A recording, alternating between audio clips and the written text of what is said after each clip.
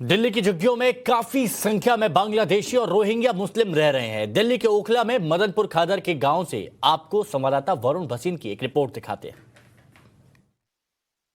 दिल्ली में अतिक्रमण को लेकर साउथ दिल्ली के जो मेयर हैं यानी दक्षिण दिल्ली के, वो सामने आए, सड़कों पर उन्होंने पूरा एक सर्वे किया और उस सर्वे के बाद उन्होंने बहुत सी ऐसी जगहें चिन्हित भी की हैं और टाइम्स नाउ नवभारत से बात करते हुए उन्होंने ये भी बताया कि अब वो जो इलाके हैं, जो अवैध कॉलोनियां हैं जहां पर रोहिंग्या या फिर बांग्लादेशी मुसलमान आकर बस चुके थे, उन पर अब कार्रवाई की जाएगी, क्योंकि वो जमीन ना तो उनको उनकी तरफ से दी गई, लेकिन जमीन तो सरकार की है और जमीन तो अगर म्युनिसिपल कॉर्पोरेशन की है तो उस पर हम किसी भी वक्त एनक्रोचमेंट कर सकते हैं, उनको हटा सकते हैं।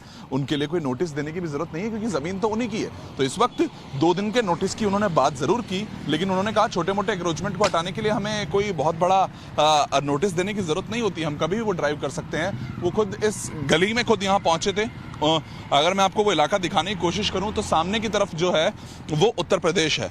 उत्तर प्रदेश की एक जो पूरा सिंचाई की जमीन होती है वो वहां खत्म हो जाती है। ये ओखला का वो एरिया है जिसे नोएडा हम न्यू ओखला समझते हैं, उससे पहले जो पुराना ओखला है वहां पर इस वक्त हम खड़े हैं। तो ये जो तरफ जिस तरफ हम हैं वो एक ओखला का वो हिस्सा है मदनपुर खादर का, जहां पर जगहें दी गई लोगों को जो आकर बस चुके हैं। अब उन लोगों से आज जानने की कोशिश करेंगे, वो जगहें मैं आपको दिखाऊंगा कि वो कब से रह रहे हैं। यहाँ पे आपको दिख जाएगा कि वो प्लॉट एक तरीके से था, अब वहाँ पर कबाड़ का काम चलता है। ये दिल्ली का, साउथ दिल्ली का वो इलाका है और यही कबाड़ हमें कहीं ना कहीं आप समझिए जहांगीरपुरी में भी ऐसा ही कुछ देखने को मिला था। और उसके बाद जिस तरीके से चीज़ें बनी और हिंसा का मामला आया, तो अब समझिए कि डर तो अब हर जगह से है। तो शायद देर से ही सही पर साउथ दिल्ली अब इस पर अगर काम करना चाह रही है तो ये बहुत अच्छी बात है। बाकी म्युनिसिपल कॉर्पोरेशंस को भी इस पर ख्याल देना चाहिए। लेकिन बहुत से ऐसे निर्माण हैं जो असल में अब बहुत ज़्यादा पक्के आपको नज़र आएंगे। यहाँ पर जो झुग्गियों के साथ साथ बहुत से इस वक्त जो घर आपको दिखेंगे वो बहुत पक्के बने हुए नज़र आएंगे। काफ़ी सारी गाड़ियाँ भी यहाँ पर खड़ी होती हैं, बहुत सिक्योरिटी को लेकर काफ़ी सारा जो वो डर होता है आप समझिए वो रहता है। यहाँ पर पुरानी गाड़ियाँ खड़ी हैं शायद जिनको इस्तेमाल भी नहीं किया है। अगर इनको शायद ढूंढा जाए, खोजा जाए तो ये कहाँ हैं, गाड़ियाँ कहीं चोरी की तो नहीं है, क्योंकि इस इलाके पर आप समझिए किस तरह से काम होता होगा। इस चीज़ को समझना ज़रूरी हो जाता है।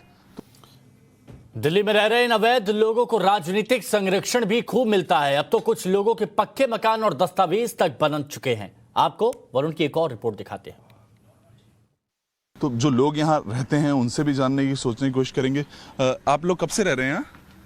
हमारे 10 साल हो गए। 10 साल हो गए। तो कहाँ कब आए थे आप? किस समय आए थे? हम बर्मा वाले नहीं हूँ। अच्छा, बर्मा वाले नहीं हूँ। नहीं, वैसे आप कब आए थे वो जाना? हम 10 क्योंकि मेयर कल यहाँ आए थे, हमने देखा काफी भीड़ हुई थी। तो वो क्या करने आए थे, क्या था? उससे पहले, आज से पहले दिखे थे आपको वो कभी? नहीं देखा। नहीं देखा ना? कल आए, क्या कहना चाह रहे थे वो, क्या कह रहे थे? क्योंकि आप लोग तो सालों से रह रहे हैं यहाँ पर। हाँ जी।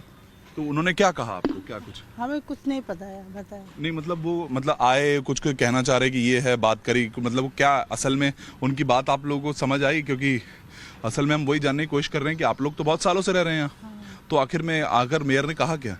हम इधर नहीं रहते, वो उधर रहते हैं, इधर रहते उस गली में। तो यहाँ पर मतलब ये क्या, यहाँ बिजली वगैरह आती है घर में? बिजली वाला है, सबके इधर मीटर है। सबका मीटर है, सबका है, वोट भी डालते हैं सब? अगर आप 10 साल से रह रहे हैं? सब डालते हैं, सब डालते हैं। तो यहाँ पर आप कौन से वार्ड में आते हैं? ये कौन सा वोट होता है भाभी? इधर की कौन सा वोट है? खादर में वोट डलता है सबका, है ना? बिल्कुल, देखिए सबका वोट डलता है, सबके पास आधार कार्ड होते हैं। हाँ। आधार कार्ड वगैरह सब होते हैं। हाँ, सब होते हैं, आधार कार्ड, पैन कार्ड सब है, वोट सब है। बिजली वगैरह का कैसे होता है? जिम्मेदार का पता होगा, जिम्मेदार हमारा है ना। आप लोग किराए पे रहते हैं क्या? नहीं करे पे नहीं, हम लोग तो डीएम साहब बैठाया था। किसने बिठाया था? डीएम साहब। डीएम साहब ने बिठाया यहाँ पर। कब लगभग, कब, किस टाइम पे? 5-6 महीना होगा। 5-6 महीने पहले ही आए हैं क्या आप यहाँ? अच्छा, कहाँ से आए थे? उत्तर प्रदेश की तरफ से? नहीं, उधर जल गया ना। अच्छा, वो झुग्गी जल गई थी तब, वो तो उत्तर प्रदेश में आती थी वो शायद, है ना? तो वहाँ से यहाँ पर आपको डीएम साहब ने बिठाया। हाँ। तो अब अपना छोटा मोटा जो खोला है उस पर कर रहे हैं। हाँ। लेकिन कल डीएम वो आए ना, मेयर साहब आए, उन्होंने काफी कहा कि क्या है, कहाँ है, अवैध है, ये है। मुझे कॉल नहीं है। कब से रह रहे हैं? नहीं, अच्छा, कहाँ से हैं? बर्मा वाले। बर्मा। ये लोग अपने आप में जो को बयां कर रहे हैं, कोई बोल रहा है हम बर्मा से आए हैं, कुछ लोग बंगाली बोल रहे हैं शायद, जिनसे लैंग्वेज एक बैरियर हमारे लिए रहा, हम बातचीत नहीं कर पा रहे। पर ये साफ़ है कि इस जगह पे कौन रहता है, और ये अगर जिसकी जगह है तो उसको अगर वापस चाहिए तो इन लोगों से एक बातचीत का दौर शुरू करना पड़ेगा, क्योंकि कहाँ से शुरू हुआ ये सब, कब आकर कौन किस ज़मीन पर रह गया, उस चीज़ को अब साफ़ करने की ज़रूरत है। और शायद वही साफ़ सफाई का काम अब दक्षिण दिल्ली शुरू कर रहा। वीडियो जर्नलिस्ट सुजीत के साथ वरुण वसीम, टाइम्स नाउ नवभारत। तो आपने हमारे सहयोगी वरुण की एक्सक्लूसिव रिपोर्ट देखी, जिसमें वो लोग कह रहे हैं कि बर्मा से आए हुए हैं। साउथ दिल्ली के मेयर मुकेश सूर्यान के बयान के बाद दिल्ली में रोहिंग्या मुसलमानों को लेकर सवाल खड़े हो रहे हैं और उन्हें दिल्ली की अधिकतर जगहों पर अतिक्रमण का जिम्मेदार माना जा रहा है। दिल्ली के सीमापुरी से संवाददाता मोहित ओम की रिपोर्ट भी आपको दिखाते हैं। साउथ एमसीडी के मेयर मुकेश सूर्यांश के बयान के बाद दिल्ली में चर्चा शुरू हो गई है कि दिल्ली में अतिक्रमण का जो कारण है वो खाली रोहिंग्या हैं या बाहर से आए हुए लोग हैं। इस पर ज़्यादा बात करने के लिए हमारे साथ आरडब्ल्यूए के मेंबर्स हैं, प्रेसिडेंट हैं, जो सीमापुरी इलाके के हैं, क्योंकि हम सीमापुरी इलाका भी ऐसा है जहाँ पे बड़ी संख्या में झुग्गी बस्तियाँ हैं। वहाँ पे किस तरीके की आबादी है, इससे बात करते हैं। हमारे साथ वाहिद जी हैं, साजिद जी आरडब्ल्यू के प्रेसिडेंट है। साजिद जी, यहाँ पर किस तरीके की बस्ती है, क्योंकि बहुत ज़्यादा जगह से बड़ी संख्या में स्लम एरिया है, तो यहाँ पे कौन लोग हैं जिनकी बसावट ज़्यादा है? ये एक गरीब गुरबा कॉलोनी है, यहाँ पर रेसिडेंशियल लोग ज़्यादा हैं।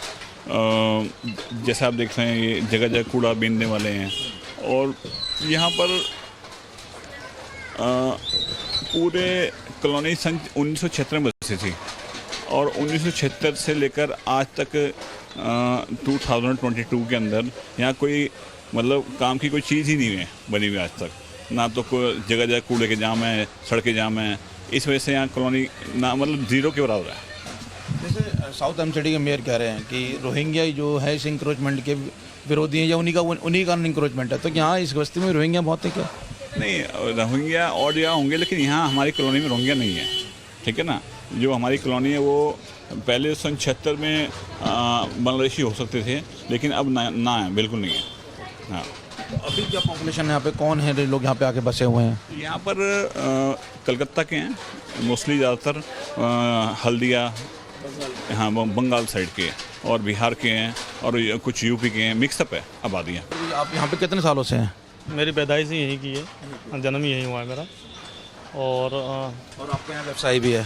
जी हाँ, अपना ये समाज सेवा का ऑफिस है। यहाँ समाज सेवा करते हैं, लोगों की हेल्प करते हैं। किसी की कोई परेशानी है, घरेलू कोई दिक्कत है, तो बैठ के आपस में उनको कंप्रोमाइज़ करा देते हैं। तो यहाँ के स्लम में रोहिंग्या आके बसे हुए हैं क्या? कुछ परसेंट है यहाँ पे? नहीं, यहाँ रोहिंग्या नहीं है, यहाँ बंगाल के लोग हैं, कलकत्ते के लोग हैं, यहाँ हल्दिया के हैं, और नंद कुमार, बहुत सारी कलकत्ते में जगह है, वहाँ के लोग आके बसे हुए हैं यहाँ पे। तो हिंदुस्तान के हैं, बाहर रोहिंग्या वगैरह नहीं है। कितनी जनसंख्या होंगी इस आबादी आपकी सीमापुरी में, जो स्लम एरिया जो झुग्गियों के इलाके हैं, उनमें कितनी आबादी होंगी? नो डाउट सर, कितने होंगे यहाँ पे? हाँ, अपना कोई आइडिया नहीं कितने होंगे यहाँ।